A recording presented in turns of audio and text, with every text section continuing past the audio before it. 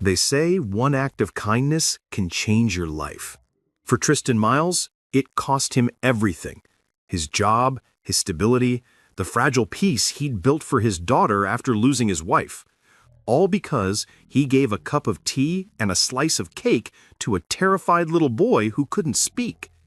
But when that boy's mother walked through the door, a woman who could destroy careers with a single phone call, everything Tristan thought he knew about loss, love, and second chances was about to be rewritten. Before we continue, please tell us, where in the world are you tuning in from? We love seeing how far our stories travel. The cafe smelled like roasted coffee and warm pastries. Sunlight pooled on the wooden floors, and the low hum of conversation filled the air like white noise. Tristan Miles moved between tables with practiced efficiency. Refill here, clear a plate there, smile, nod, stay invisible. That was the trick to surviving this job. Blend in, keep your head down, don't make waves. He'd been doing it for 3 years now. 3 years in this small town. 2 years of starting over. 3 years of trying to forget. He glanced at the clock on the wall. Another 3 hours. Then he could pick up Abby from Mrs. Callahan's house, make her dinner, help her with homework, and tuck her into bed. Just the two of them.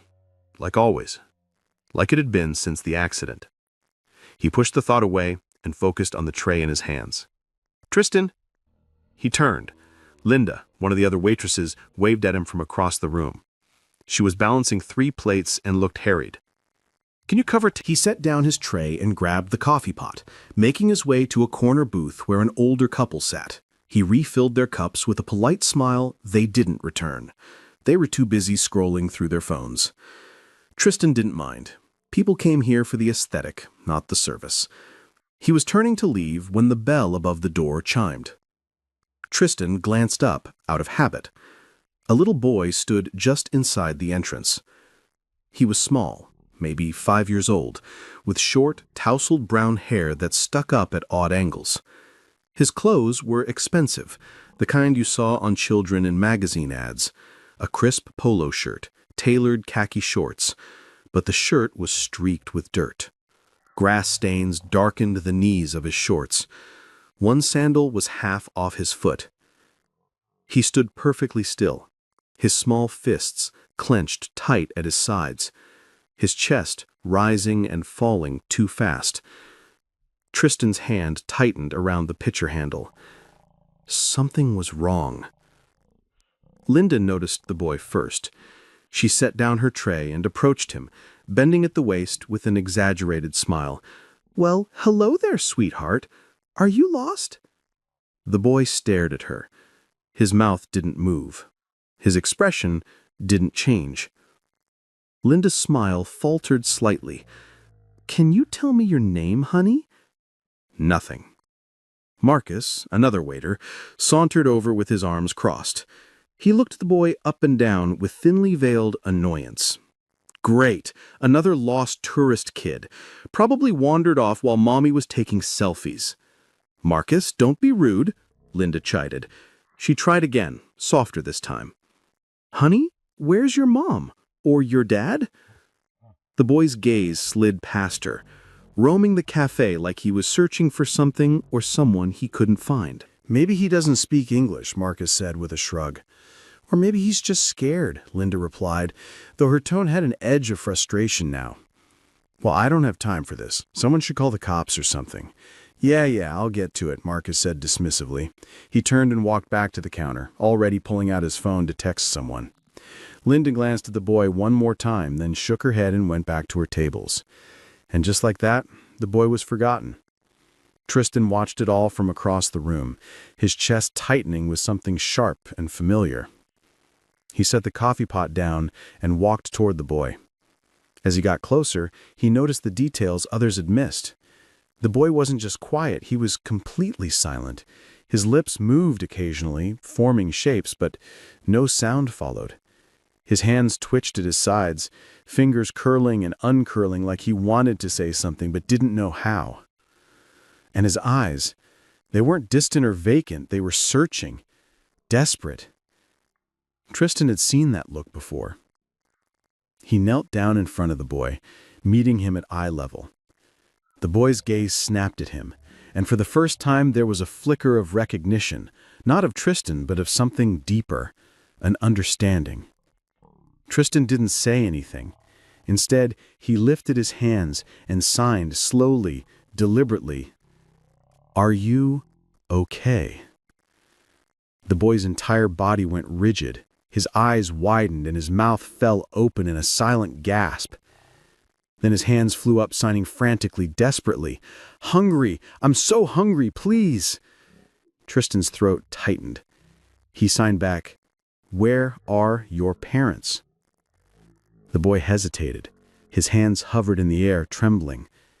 Then he signed again, "I don't know." And then, almost as an afterthought, smaller, sadder, "Hungry." Tristan nodded. He signed, "Okay, I'll get you something to eat." The boy's shoulders sagged, and for the first time since walking in, he looked like a child again, instead of something brittle and breaking. Linda stepped closer, her voice softer now. "What did he say?"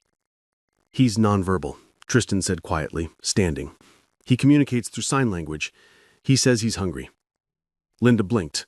"Oh, well, that's unfortunate. So what are we supposed to do?" "I'm going to get him something to eat. Then I'll figure out who his parents are." Marcus snorted from the counter. "You really think that's a good idea? Brennan's been breathing down everyone's necks all week. You know how he gets about protocol." "The kid is scared and hungry," Tristan said evenly. "I'm not going to ignore that." Marcus rolled his eyes. "Your funeral, man?" Linda shifted uncomfortably. "Just be careful, okay? You know how the manager is." Tristan didn't respond. He was already moving toward the kitchen. He grabbed a small teacup and filled it with chamomile tea, then plated a slice of lemon cake, soft, sweet, the kind Abby always loved. He brought it back to the boy and set it down on a table near the back, away from the other customers. The boy climbed into the chair, his legs swinging above the floor. He stared at the cake like it was the most beautiful thing he had ever seen. Tristan sat across from him and signed, "What's your name?" The boy's fingers moved carefully, spelling out each letter. W-E-S-T-O-N.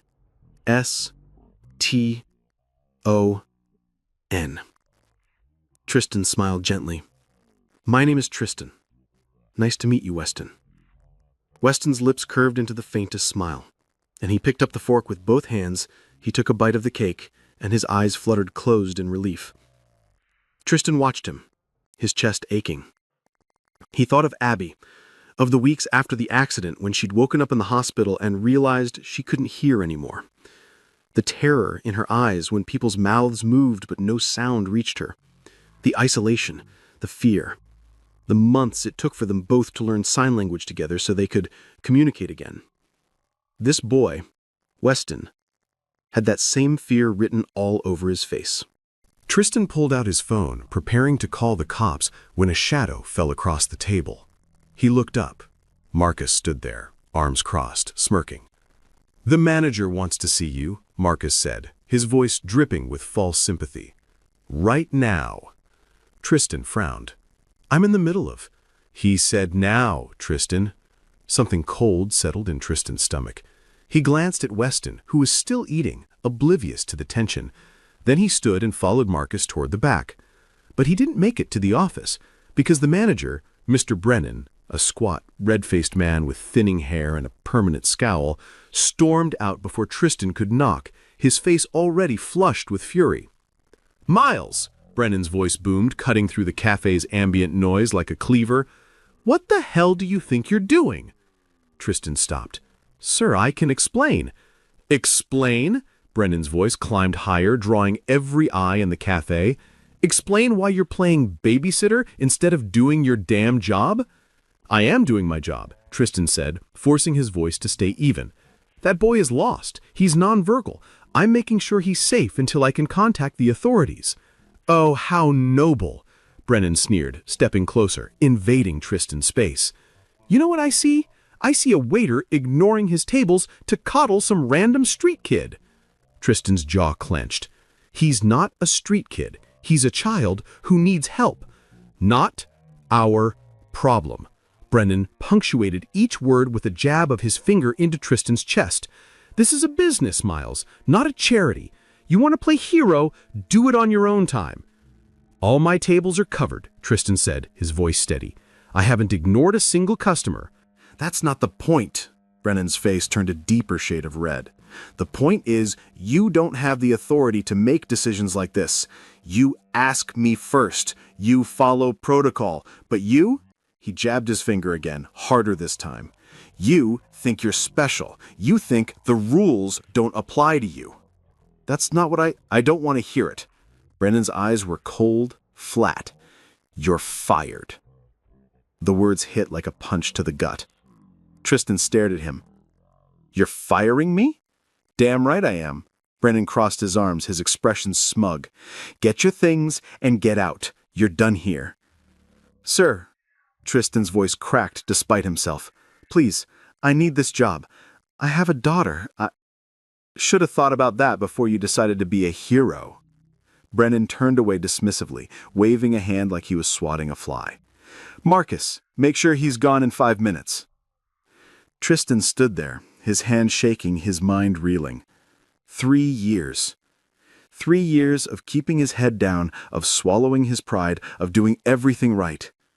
Gone. He looked over at Weston, who had stopped eating and was watching him with wide, frightened eyes. Tristan forced himself to smile. He signed, It's okay. But it wasn't okay. Nothing was okay. He was still standing there, numb and frozen, when the door to the cafe slammed open. A woman burst inside. She wore a simple white blouse, half untucked from her jeans, the fabric wrinkled and damp with sweat. Her hair falling loose from a messy ponytail. Her face was pale, her eyes red-rimmed and wild. Weston. Her voice was raw, desperate, breaking on his name. The boy's head snapped up. The woman, Tessa Pierce, though Tristan didn't know that yet, ran to the table and dropped to her knees, pulling Weston into her arms so tightly it looked like she was afraid he'd disappear if she let go. "Oh, God," she whispered, her voice breaking. "Oh, God, baby, I thought—" She pulled back, her hands framing his face, checking him over frantically for injuries, her breath coming in short, panicked gasps. Then she reached into her bag and pulled out a small notepad and pen with trembling hands.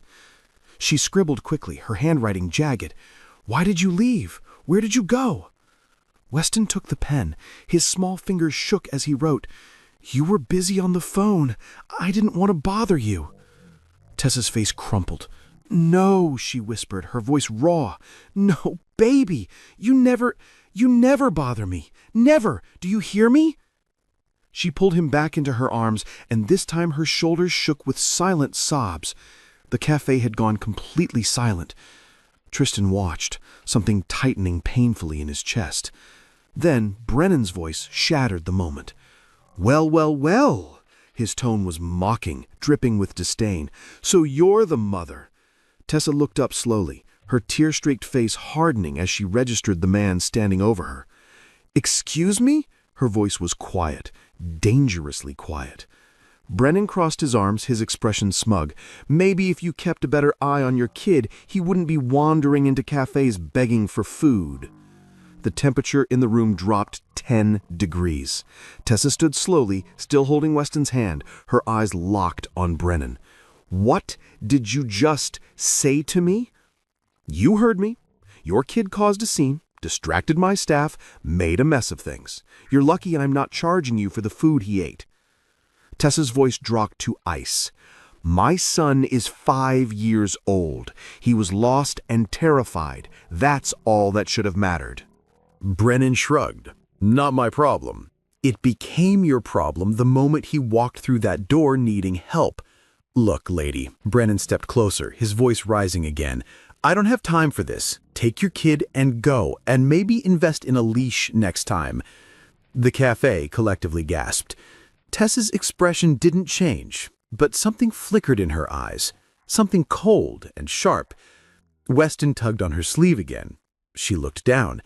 He was writing again on the notepad, his letters shaky but clear. "Nobody could understand me. Only him knew what I was saying. He was nice to me. He gave me tea and cake." He pointed at Tristan. Tessa's breath caught.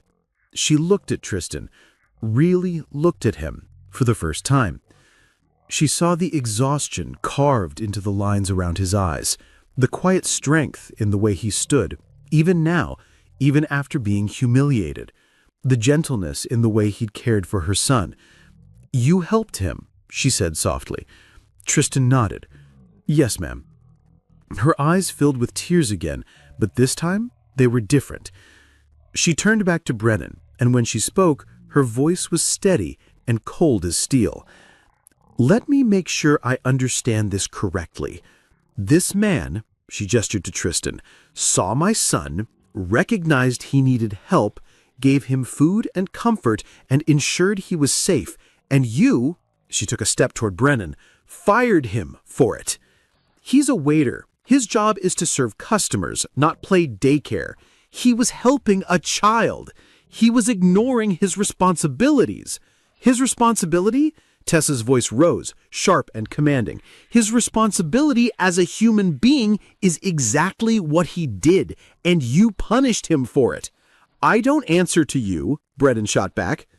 Tessa's lips curved into a cold, dangerous smile. "Tell me something. Do you know who owns this cafe?" Brennan hesitated, suspicion creeping into his expression. "Pierce Enterprises. Why?" Tessa reached into her bag and pulled out a sleek business card. She held it out to him. Brennan snatched the card, glanced at it dismissively, then froze. His eyes went wide. The color drained from his face. Tessa Pierce, CEO, Pierce Enterprises. The silence that followed was suffocating. Every eye in the cafe was on them now.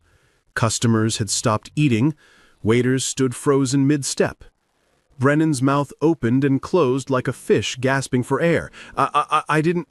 Miss Pierce, I had no idea." "No," Tessa said coldly, "and that's exactly the problem." She took a step closer, her voice dropping to something quiet and deadly. "You humiliated a good man in front of your entire staff. You insulted my son. You turned away a terrified child because helping him was inconvenient." His eyes were ice.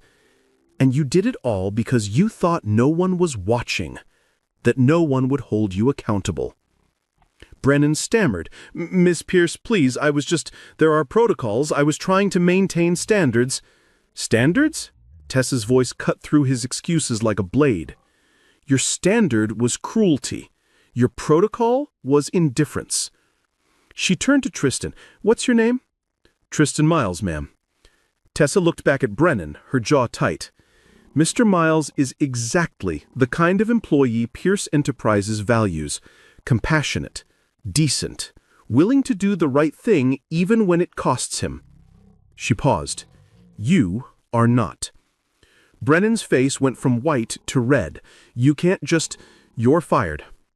The words landed like a gavel. Brennan's mouth opened. "What? You can't... I've been here for 8 years. I have rights. And you just forfeited them." Her voice was final, absolute. "Clean out your office. Security will escort you out in 20 minutes. Brennan looked around desperately, searching for support, for sympathy. But the other staff members looked away. Some were even nodding quietly in agreement.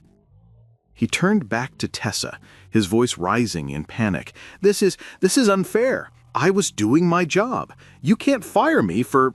"I just did." Tessa dismissed him with a glance and turned her full attention to Tristan. Brennan stood there for another moment, sputtering, his face red with humiliation. Then, realizing no one was listening anymore, he stormed toward his office, muttering under his breath. The cafe remained silent. Tessa looked at Tristan, and her expression softened slightly. "I'm promoting you to cafe manager." Tristan stared at her, his mind clearly struggling to catch up. What?" "You heard me." "Ma'am, She shook his head, disbelief written all over his face. "I don't deserve that." "Yes," Tessa said firmly, her eyes fierce. "You do. Kindness should never be punished. And today, you chose to help my son when it could have cost you everything. She paused. It did cost you everything. That deserves to be recognized. Tristan opened his mouth, but no words came out. Tessa turned to address the cafe staff, her voice carrying across the room. Let me be clear to everyone here. This cafe, all Pierce Enterprises locations, exist to serve our community. That includes helping people in need when they walk through our doors. A lost child, an elderly person who needs assistance, anyone in distress, you help them. That's not optional. That's who we are. She paused, her gaze sweeping across the silent room. If anyone has a problem with that, the door is right there. No one moved. Weston tugged on Tessa's sleeve. She looked down at him. He signed something to Tristan. Small, hesitant movements. Tristan's expression softened. He's saying thank you, he translated quietly. Then Weston wrapped his arms around Tessa's leg, burying his face against her. Tessa's breath hitched. She bent down and pulled him into her arms, holding him tightly, her eyes squeezed shut. And for the first time in what felt like forever, she could breathe again. 20 minutes later, after Brannon had been escorted out by security and the cafe had slowly returned to its rhythm, Tessa approached Tristan again. He was wiping down the counter, his movements mechanical, like he was still trying to process everything that had just happened. "Can we talk?" Tessa asked quietly. "Privately?" Tristan nodded. They moved to a corner booth, away from prying eyes and whispered conversations. Weston sat at a nearby table, content now, coloring on a placemat Linda had given him with a set of crayons. Tessa sat down heavily, her hands folded on the table. For a long moment she didn't speak. She just stared at her hands, twisting the ring on her finger. Not a wedding ring, just a ring she wore out of habit. "I need to thank you," she said finally, her voice barely above a whisper. "Properly." Tristan shook his head. "You don't have to." "Yes, I do." She looked up, meeting his eyes. "When I realized Weston was gone, I panicked. I searched the entire park, calling his name, even though—" her voice cracked. "Even though I knew he couldn't answer me." She wiped at her eyes. "I ran back to my father's house, thinking maybe he'd wandered home, but he wasn't there. My father saw how terrified I was, and he said—" She paused, remembering. He said, "Have you checked the cafe? You know how much Weston loves it there." Tristan listened quietly. "The cafe is right across the street from my father's house. It's Weston's favorite place. Whenever we visit, he begs to go there. So I ran. I was praying the entire way that he'd be there, that he'd be safe." Fresh tears spilled down her cheeks. And when I walked in and saw him sitting at that table, she covered her mouth with her hand, trying to hold back a sob. I've never been so relieved in my entire life. "I'm glad he was safe," Tristan said softly. "Because of you." Tessa's voice was firm now. "You chose to help him even when it cost you your job. You put his needs before your own safety. That's extraordinary." She paused, then said quietly, "I need to tell you something else." Tristan waited, patient. "Weston is autistic, nonverbal. He communicates through sign language in writing." She paused, her voice cracking. "And I don't know sign language." She looked up, meeting Tristan's eyes, and the shame in her expression was so raw it hurt to look at. "I'm his mother, and I can't even talk to him the way he needs me to." Tristan's expression softened, but he didn't interrupt. "I keep telling myself I'll learn. I'll take classes, hire a tutor, do something. But there's always another meeting, another emergency, another deal that can't wait." She laughed bitterly, wiping at her eyes. "I run a multi-billion-dollar company. I manage thousands of employees, but I can't even prioritize my own son." "You're here now," Tristan said gently. "I almost wasn't."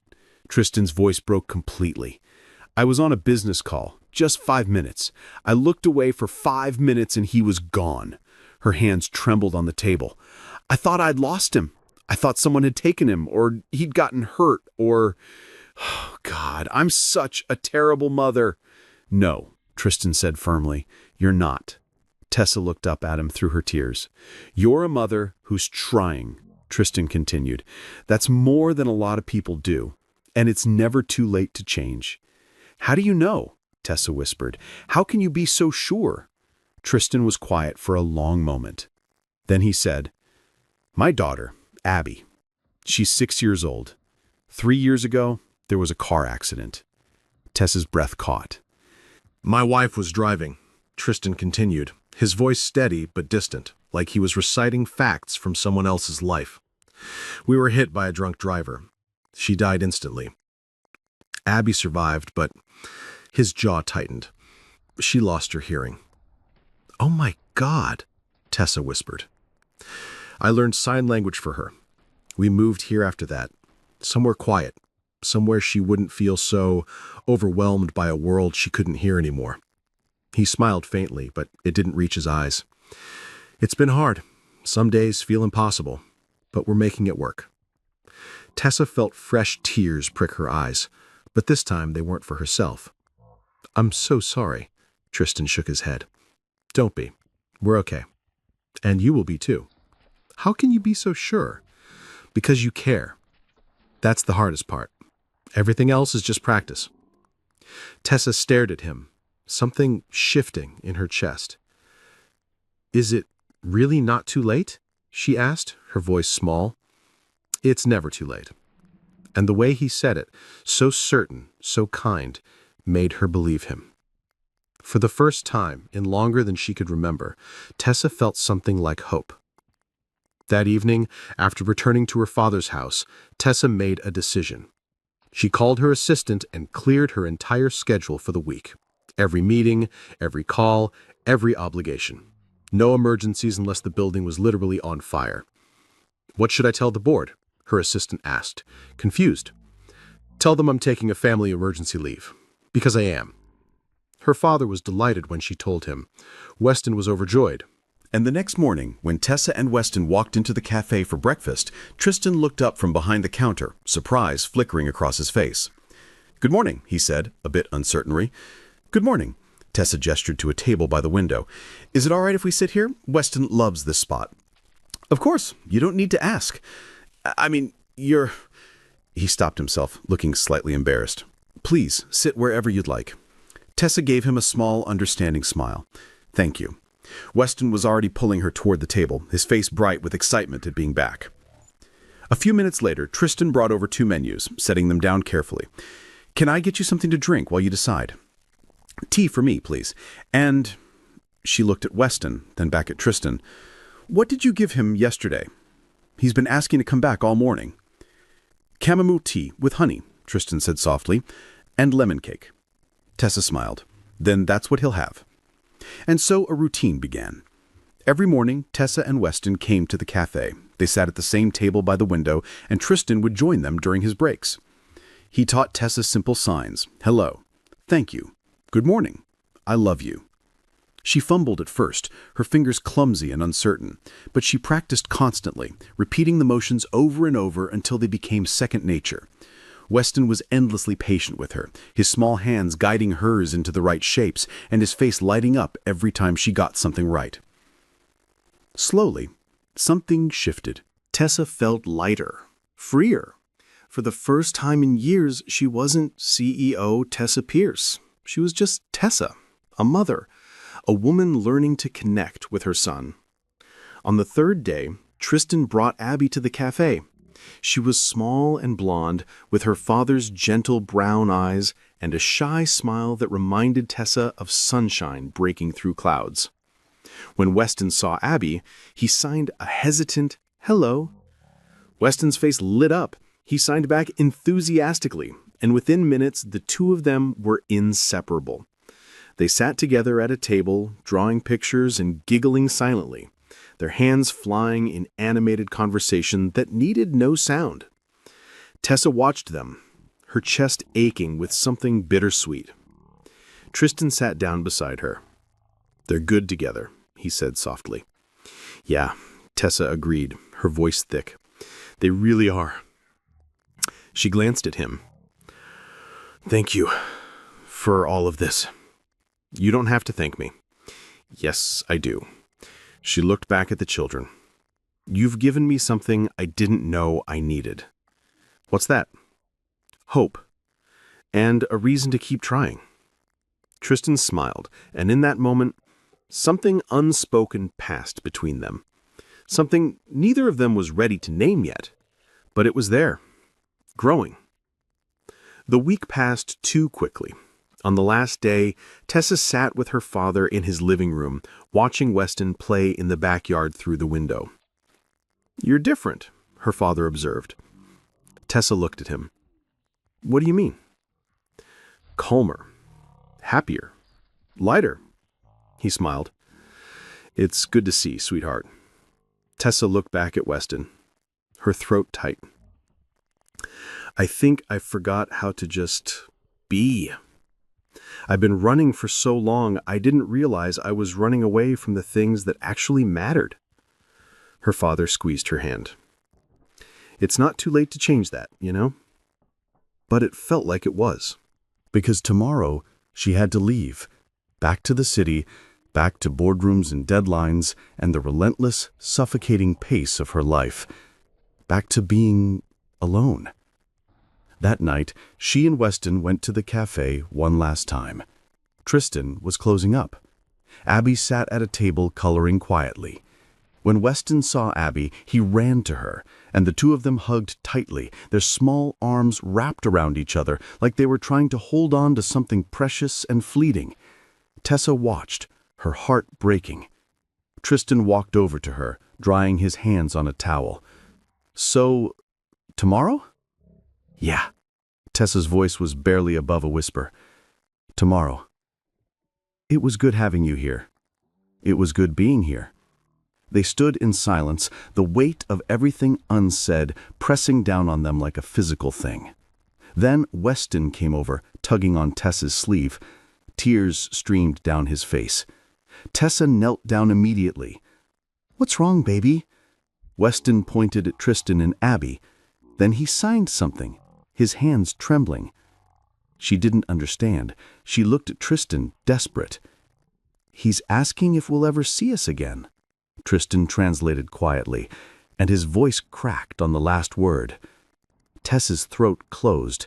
She pulled out her notepad with shaking hands and wrote quickly, Yes, baby. We'll come visit. Grandpa lives here, remember? We'll come back soon, I promise. Weston read it, but his face didn't change. Fresh tears spilled down his cheeks.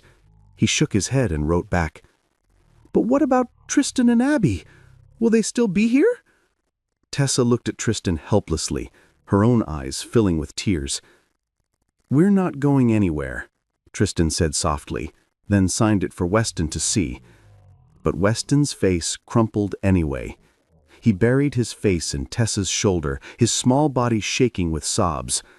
Across the cafe, Abby started crying too. Tristan picked her up, holding her close, and Tessa saw the same pain in his eyes that she felt tearing through her chest. They said their goodbyes quietly, both of them barely holding it together. And when Tessa walked out of the cafe that night, carrying Weston in her arms, she felt like she was leaving a piece of herself behind. The first week back in the city was the hardest. Weston stopped eating properly. He'd sit at the dinner table, pushing food around his plate, his eyes distant. At night, Tessa would find him in his room, staring at the drawings he and Abby had made together. He'd write on his notepad, When are we going back to Grandpa's? And Tessa would write back, Soon, baby, I promise. But soon felt like a lie. Work consumed her again, board meetings, investor calls, crisis management. But for the first time in her career, Tessa found herself distracted. She'd be in the middle of a presentation and think about the cafe, about the way Weston had smiled there, about the way she had felt like herself for the first time in years. 2 weeks in, she hired a sign language tutor. 3 times a week, the tutor came to their home. Tessa practiced obsessively during lunch breaks, before bed, in the car between meetings. Her fingers were clumsy at first, but slowly, the signs became smoother. One night, she signed, Good night, to Weston. He stared at her for a moment, surprised. Then he signed back, "Good night, Mom." Tessa cried herself to sleep that night, not from sadness, but from the overwhelming realization of how much she'd been missing. A month after they'd left, Tessa called her father. "How's Tristan doing?" she asked, trying to sound casual. Her father chuckled. "Why don't you ask him yourself? You two talk almost every night." Tessa's cheeks flushed. I wanted to make sure he's settling in as manager. He's doing wonderful. The cafe's never run better." Her father paused. "But I think he's lonely, sweetheart. He asks about you and Weston every time I see him." After they hung up, Tessa sat in her office, staring at nothing. She thought about Weston's drawings, about how he kept his notepad open to the page that said, "Abby is my friend," about how he'd stopped smiling the way he had at the cafe.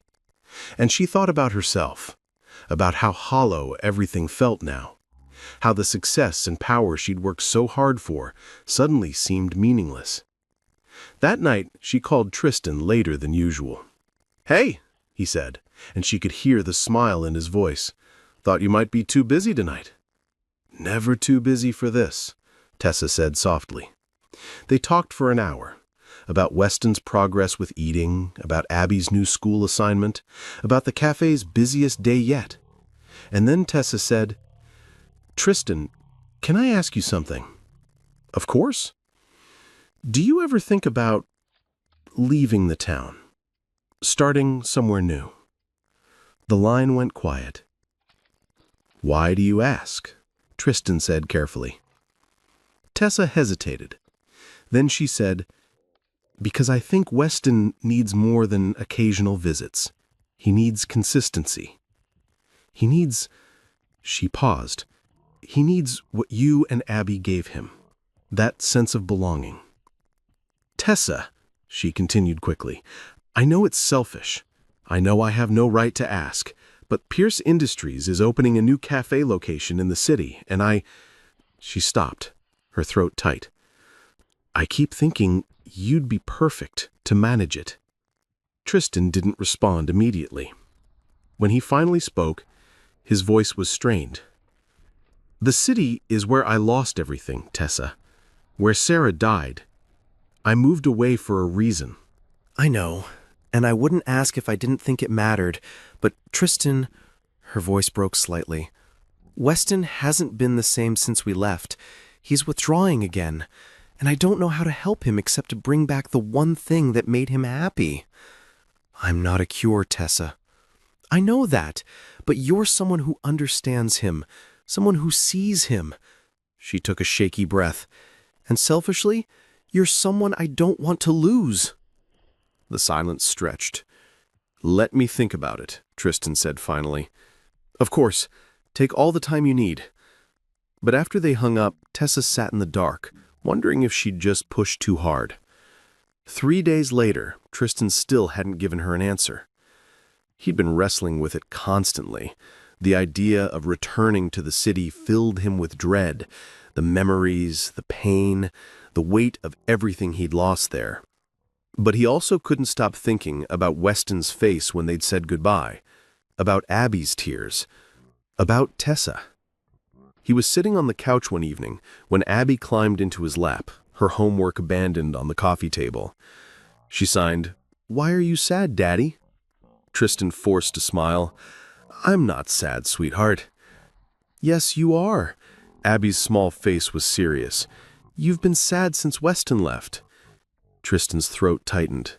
He signed, "I miss them too." "Then why don't we go see them?" "They live very far away." Abby's face fell. Then she signed, her movements fierce and determined. "I want to see Weston. I want to see Miss Tessa. Why can't we live near them?" Tristan stared at his daughter, his chest aching. "It's complicated, baby." "Why?" How could he explain it? How could he tell his 6-year-old daughter that the city terrified him, that going back felt like betraying her mother's memory? Abby seemed to sense his struggle. She signed slowly. "Mommy would want us to be happy." Tristan's breath caught. "She'd want you to be happy too, Daddy." Tears blurred his vision. He pulled Abby into his arms, holding her tightly. And he realized she was right. Sarah would want him to live, to find joy again, to give Abby the fullest life possible. Staying in this town, hiding from his past, wasn't honoring her memory, it was running from life itself. That night, after Abby had gone to bed, Tristan stood by the window, looking out at the quiet street. He thought about Tessa, about the way she'd looked at him in the cafe, not with pity, but with understanding, about the conversations they'd had, the way she made him feel seen in a way he hadn't felt in years. He thought about Weston, about the light in that little boy's eyes when he'd signed "Thank you," about how much he'd come to care for him in just 1 week. And he thought about Abby, about how she'd laughed with Weston, about how alive she had seemed. He picked up his phone. Tessa answered on the first ring. "Tristan." "I'll take the job," he said. Tessa's breath hitched. "Are you sure?" "No," Tristan admitted. "I'm terrified, but I think it's time to stop running." "You don't have to do this for us." "I'm not," Tristan said quietly. "I'm doing it for me, and for Abby, because staying here, staying safe, it's not living. And I think we both deserve to live again." Tessa's voice was thick when she spoke. "When can you start?" "Give me 6 weeks. I need to wrap things up here, find someone to take over the cafe, pack up the house." 6 weeks? Tessa repeated. "We can do 6 weeks." After they hung up, Tristan stood in the dark, his heart pounding. He was terrified, but for the first time in 3 years, he was also hopeful. And that made all the difference. The weeks that followed were a blur of packing boxes and paperwork, of saying goodbye to the small town that had been their refuge and preparing for a new beginning. Mrs. Callahan cried when Tristan told her they were leaving. She'd been watching Abby since they'd moved to town, and she'd become like family. "You're doing the right thing," she said, hugging him tightly. "That little girl deserves to be happy, and so do you." The drive to the city felt surreal. Abby sat in the back seat, watching the landscape change from rolling hills to towering buildings, her eyes wide with a mixture of fear and excitement. When they finally arrived at the new apartment Tessa had helped him find, close to the cafe, close to her, Tristan stood at the window, looking out at the city skyline. This was the city where he'd lost everything. And now, maybe, it was the city where he'd find everything again. The new cafe was everything Tessa had promised and more. Bright and modern, with floor-to-ceiling windows that let in floods of natural light, fresh flowers on every table, the espresso machine gleamed like new, and the walls were painted a warm cream color that made everything feel inviting. Tristan managed it with the same quiet competence he brought to everything he did, but this time something was different. This time he had something to look forward to. Every afternoon, like clockwork, Tessa and Weston would walk through the door. The first time that happened, Tristan saw Tessa behind the counter and broke into a run. He threw himself at Tristan, wrapping his small arms around his legs, his whole body shaking with joy. Tristan knelt down and pulled him into a proper hug, and when he looked up, he saw Tessa standing in the doorway, tears streaming down her face. "Hi," she said softly. "Hi," Tristan replied. And just like that, they fell into a rhythm. Tessa started bringing her laptop to the cafe, working from a corner table, while Weston and Abby played together. The two children were inseparable now, their bond deepening with every passing day. They'd sit at a small table by the window, drawing pictures and having silent conversations that needed no sound. Sometimes they'd burst into fits of giggles that filled the cafe with warmth. Tristan would join Tessa during his breaks, sliding into the seat across from her with 2 cups of coffee. "Decaf for you," he'd say, pushing one across the table, "because I know you'll be here past closing if I give you the real stuff." Tessa would smile. "You're learning?" "Quick study." Their conversations started simple, updates about the kids, stories from work, small observations about life. But gradually they deepened. Tessa told him about the pressure of running her father's company, the board members who still questioned whether she was truly ready, The impossible balance between being a CEO and being present for Weston. "Do you ever feel like you're betraying her?" Tessa asked one evening, her voice careful. "By being here? By moving forward?" Tristan was quiet for a long moment. Every day, he admitted, some days more than others. Tessa nodded, understanding. But Abby said something to me before we moved, Tristan continued. She said her mom would want us to be happy. And I think she's right. He looked at Tessa. I think Sarah would want me to live, not just survive. Tessa reached across the table and squeezed his hand. They didn't let go for a long time, but they were careful with each other. Too careful, maybe. Tessa would catch herself staring at him while he worked, the way his hands moved when he made coffee, the way he'd crouch down to talk to children at eye level, or the way he'd look at her when she thought she wasn't watching. And she'd force herself to look away. This is too complicated, too risky. What if it doesn't work? What if I ruin what we have? Tristan would feel his heart skip when she laughed, when she'd absently tuck her hair behind her ear while reading, or when she'd sign something to Weston and her whole face would light up. And he'd remind himself of all the reasons to be cautious. I'm not ready. It's too soon. What if I can't do this? What if I let her down? So they stayed in this careful space, more than friends, less than something else, neither brave enough to name what was growing between them. 3 months after Tristan moved to the city, Tessa made a decision that surprised even herself. She stepped back from day-to-day operations at Pierce Industries. She appointed a trusted executive as chief operating officer and restructured her role to focus on strategy and big-picture decisions rather than being buried in minutia. I can't be everything to everyone, she told her father over the phone. I tried that for years, and all it did was make me exhausted and absent from the person who needed me most. Her father smiled. Sounds like you're finally learning what I should have taught you earlier. Delegation isn't weakness, it's wisdom. The change was immediate. Tessa had time to pick Weston up from school, time to sit with him and practice signing without feeling that constant pull of her phone, time to simply be present, and time to spend at the cafe without her laptop open, without calls interrupting, without being half present. One afternoon, she arrived earlier than usual and found Tristan in the back storage room, reorganizing shelves. "Need help?" she offered. He looked surprised. "Don't you have work?" "I'm restructuring my priorities," she said simply. "So, where do you want me?" They worked side by side, and at one point, Tristan pulled down a box from a high shelf and lost his balance slightly. Tessa steadied him, her hand on his back, and they both froze. Their faces were inches apart. "Careful," Tessa said softly. "Yeah," Tristan breathed. "Careful." Neither of them moved. Then Abby's laugh echoed from the main cafe, breaking the moment, and they both stepped back quickly. But something had shifted. That night, Tristan couldn't sleep. He lay in bed staring at the ceiling, his mind racing.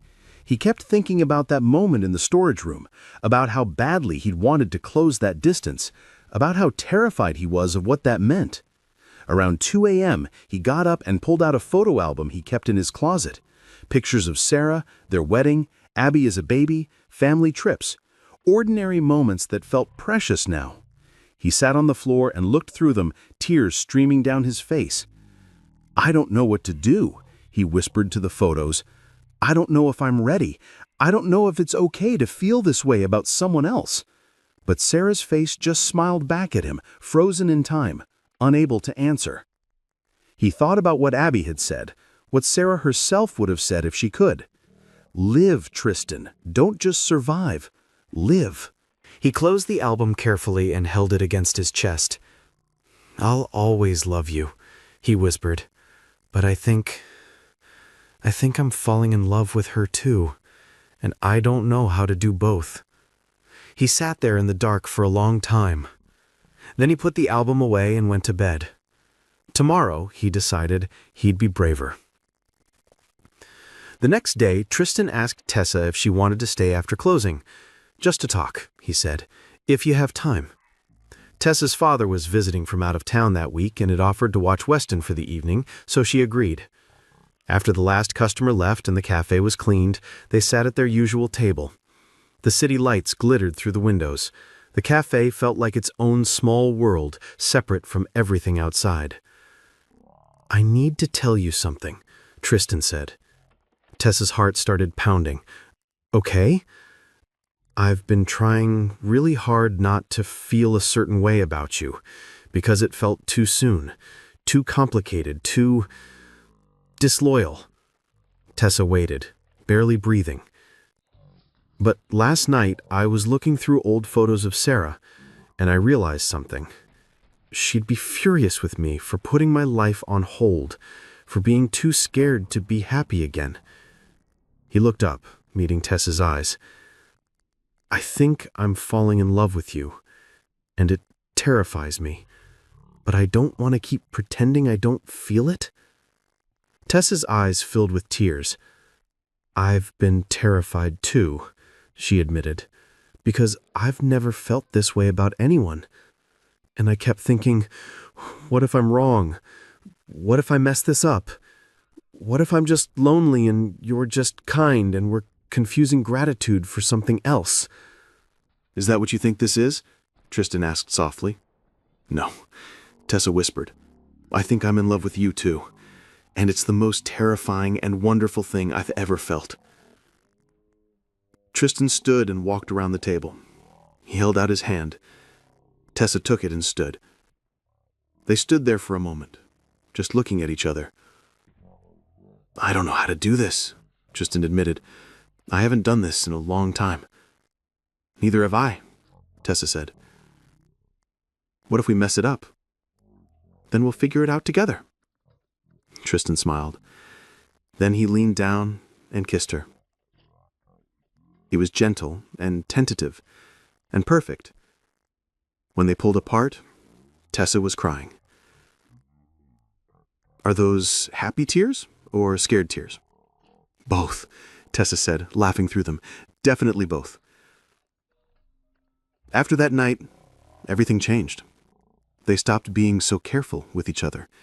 Tristan would reach for her hand while they sat together. Tessa would kiss him goodbye when she left the cafe. They'd steal moments in the back office, holding each other like they were afraid to let go. But they took things slowly.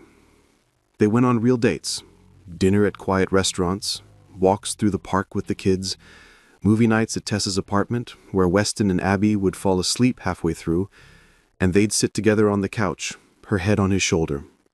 They told the kids together, sitting them down one Sunday morning. Tessa pulled out her notepad and wrote, "Tristan and I care about each other very much. How would you feel if we spent more time together as a family?" Weston read it, and his face broke into the biggest smile. He wrote back, "Does that mean Abby is my sister now?" Tessa laughed, tears in her eyes, and wrote, "If you want her to be." Weston looked at Abby and signed something. Tristan translated with a grin. He just told her she's his sister now. Abby's face lit up. She signed back excitedly, and the two of them threw their arms around each other, dissolving into giggles. Tristan pulled Tessa close. "I think they approve." "I think they do," Tessa agreed. 6 months after they started officially dating, Tessa had her breakthrough moment with sign language. She'd been working with her tutor 3 times a week, practicing constantly. Her hands were more fluid now, more confident. One evening, Weston was telling her about his day at school. Something complicated involving a game at recess and a disagreement with another student. And Tessa realized she was following him. Every word, every sign. She didn't need to ask him to slow down or repeat himself. When he finished, she signed back, "That must have been hard. I'm proud of you for working it out." Weston's eyes went wide. Then he signed, "You understood everything?" Tessa's throat tightened. She signed, "Yes, baby, I understood everything." Weston threw himself at her, wrapping his arms around her neck, and Tessa held him and cried, from joy, from relief, from the overwhelming gratitude that she'd finally learned to speak his language. The next day, she went to the cafe early. Tristan was behind the counter, prepping for opening. "I need to tell you something," Tessa said. He looked up, concerned. "What's wrong?" Nothing's wrong. She was beaming. I had a full conversation with Weston last night, in sign language. No notepad, no pausing. I understood him completely. Tristan's face lit up. He came around the counter and pulled her into his arms, lifting her off her feet. "I'm so proud of you," he said against her hair. "I couldn't have done it without you," Tessa said. "Yes, you could have." Tristan set her down and cupped her face in his hands. "But I'm so glad I got to be part of it." She kissed him, and it tasted like coffee and joy and everything good. Time passed in a blur of ordinary happiness.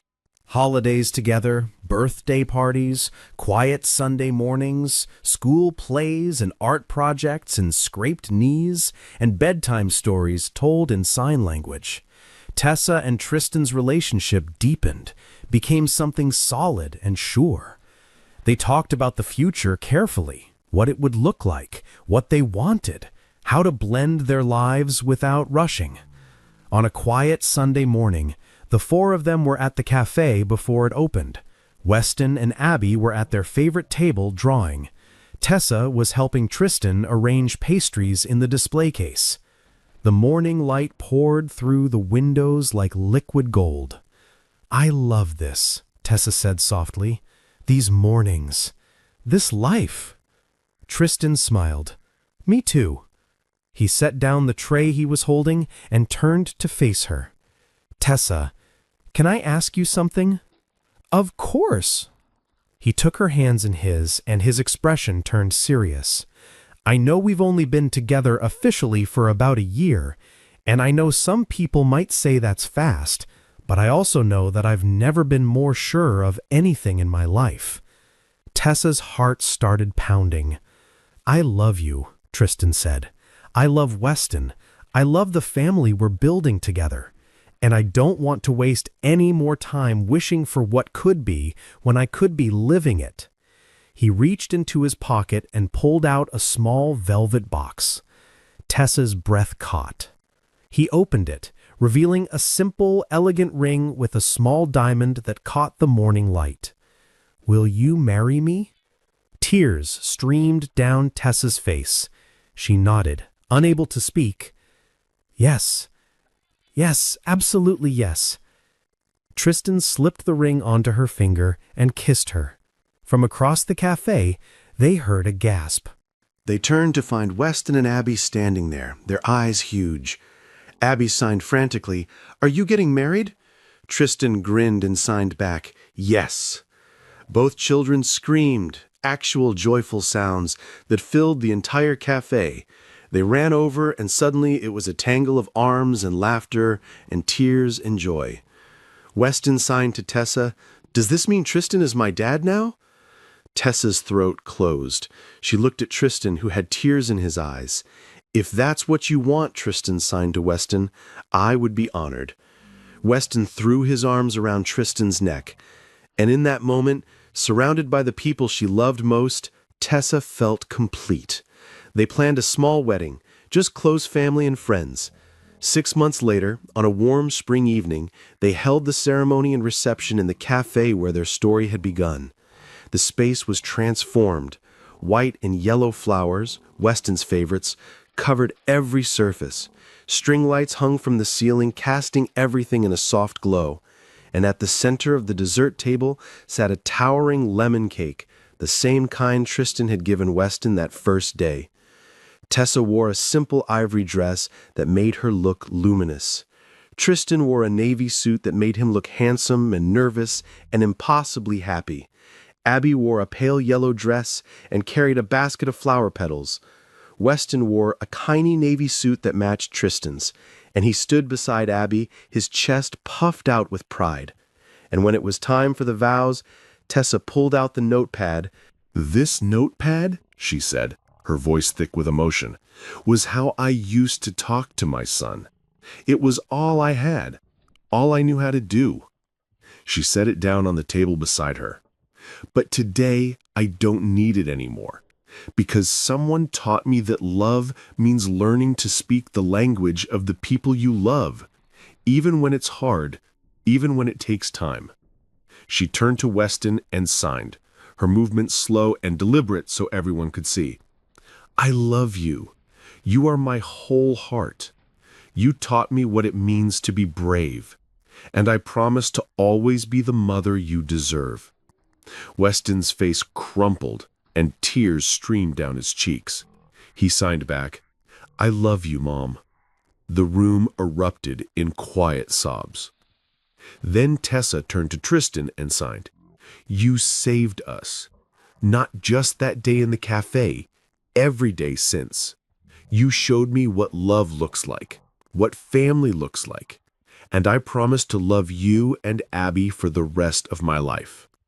Tristan's eyes shimmered with tears. Then he signed to Abby, Are you happy, sweetheart? Abby nodded so hard her flower crown nearly fell off. She signed back, So happy. We're a real family now. Tristan pulled her close and kissed the top of her head. Then he turned to Tessa and spoke aloud, his voice rough with emotion. 3 years ago, I thought my life was over. I thought I'd lost everything that mattered. But then you walked into my cafe, looking for your son, and you gave me something I didn't think I'd ever have again. His voice broke. Hope, purpose, love. A reason to wake up excited for the day instead of just surviving it. He took her hands. I promise to love you and Weston. I promise to show up every day and be the partner and father you both deserve. I promise to learn and grow and never stop trying. Tessa was openly crying now. The officiant smiled. By the power vested in me, I now pronounce you husband and wife. You may kiss.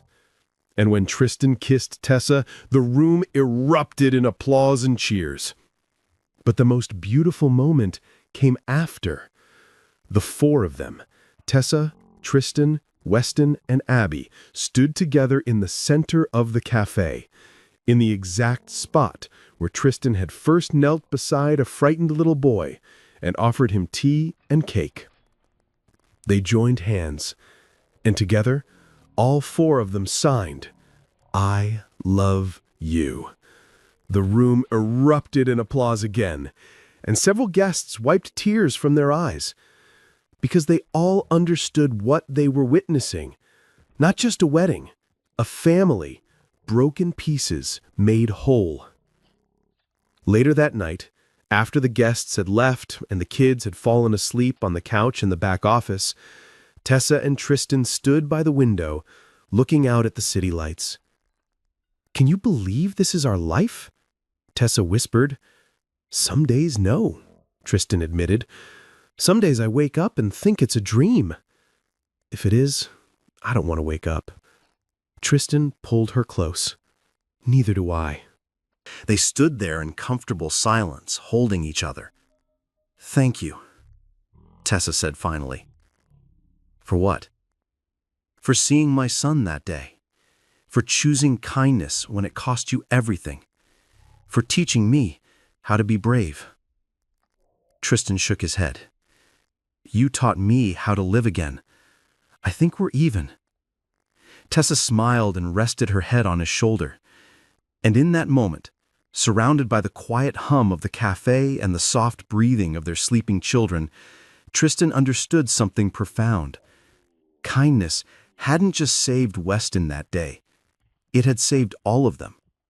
Because sometimes the smallest acts of compassion create the most beautiful transformations. And this family, built on a foundation of one man's choice to help a frightened child, was living proof that love always finds a way. Even in the most unexpected places, even in the darkest moments, love finds a way. If this story touched your heart, if it reminded you that kindness still matters and hope is never wasted, then please, don't let it end here. Subscribe to Soul Lift Stories and become a part of a community that believes in the power of compassion, the beauty of second chances, and the truth that one small act can change everything. Share this story with someone who needs to remember that light always breaks through the darkness, and carry this truth with you. You never know when your kindness might be the beginning of someone else's miracle. Because sometimes the people we help end up saving us too.